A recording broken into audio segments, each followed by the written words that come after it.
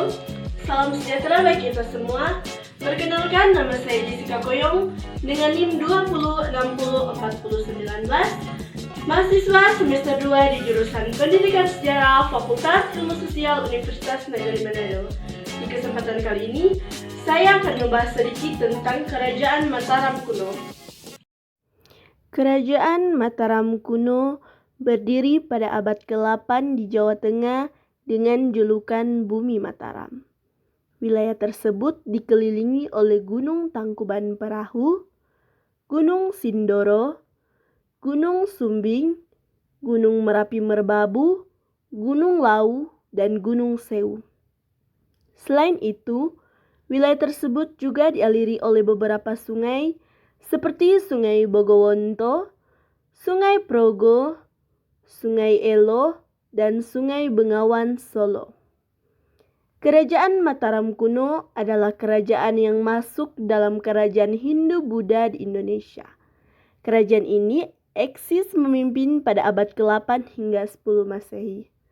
Dikabarkan bahwa kerajaan ini merupakan kerajaan yang berdiri sebagai penerus kerajaan Kalingga. Pusat pemerintahannya sempat terbagi menjadi dua, yaitu saat periode Jawa Tengah dan Jawa Timur.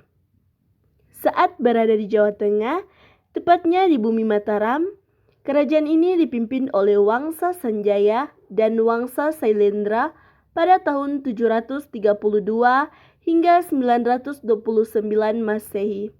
Setelah itu, pada pemerintahan Wangsa Istana, pemerintahannya berpindah ke Jawa Timur, yaitu pada tahun 929 hingga 1016 Masehi. Perpindahan ini dipengaruhi faktor politik dan juga bencana alam. Masa kejayaan Kerajaan Mataram kuno terjadi pada masa pemerintahan Raja Balitung di tahun 898 sampai 910 Masehi.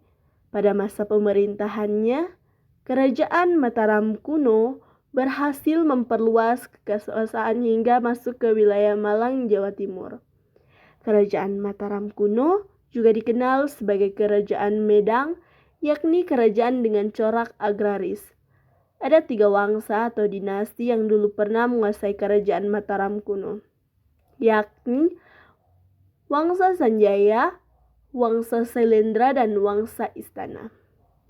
Berikut daftar raja-raja yang pernah memimpin Kerajaan Mataram kuno beserta keluarganya menurut Prasasti Mantayasi di tahun 907 Masehi. Diawali Rakai Mataram Sang Ratu Sanjaya. Yang pertama Sri Maharaja Rakai Penangkaran, yang kedua Sri Maharaja Panunggalan, yang ketiga Sri Maharaja Rakai Warak, dan yang keempat Sri Maharaja Rakai Garuk, yang kelima Sri Maharaja Rakai Pikatan, yang keenam Sri Maharaja Rakai Kayuwangi, yang ketujuh Sri Maharaja Rakai Watumuhalang, yang ke-8 Sri Maharaja Rakai Watukura Diah Balitung. Prasasti peninggalan Kerajaan Mataram kuno. Kerajaan Mataram kuno meninggalkan sejumlah prasasti yang mengukir kisah kerajaan hingga silsilah kerajaan. Berikut daftar prasasti tersebut. Yang pertama, Prasasti Canggal. Prasasti ini disebut juga Prasasti Gunung Wukir atau Prasasti Sanjaya di tahun 732 Masehi. Benda ini ditemukan di halaman Candi Gunung Wukir, Desa Kadiluwi, Salam Magelang, Jawa Tengah. Prasasti ini memakai bahasa Palawa dan Sanskerta. Kedua, Prasasti Kelurak. Prasasti ini dibuat pada tahun 782 Masehi dan ditemukan di sekitaran Candi Lumbung, Desa Kelurak, Kompleks Percandian Prambanan, Jawa Tengah.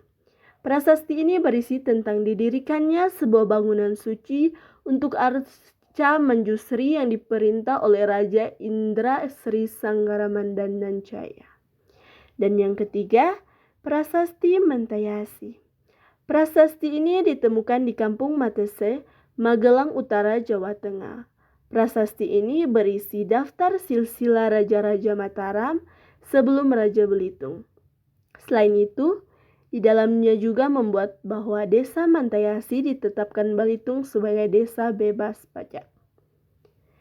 Selain ketiga prasasti di atas, ada sejumlah prasasti lainnya yakni Prasasti Sojomerto, Prasasti Tritepusan, Prasasti Wanua Tengah Tiga, Prasasti Rukam, Prasasti Plumpungan, Prasasti Siwarga, Prasasti Gondozuli, Prasasti Kayumungan atau Karang Tengah, Prasasti Sankara, Prasasti Ngadoman, dan Prasasti Kalasan.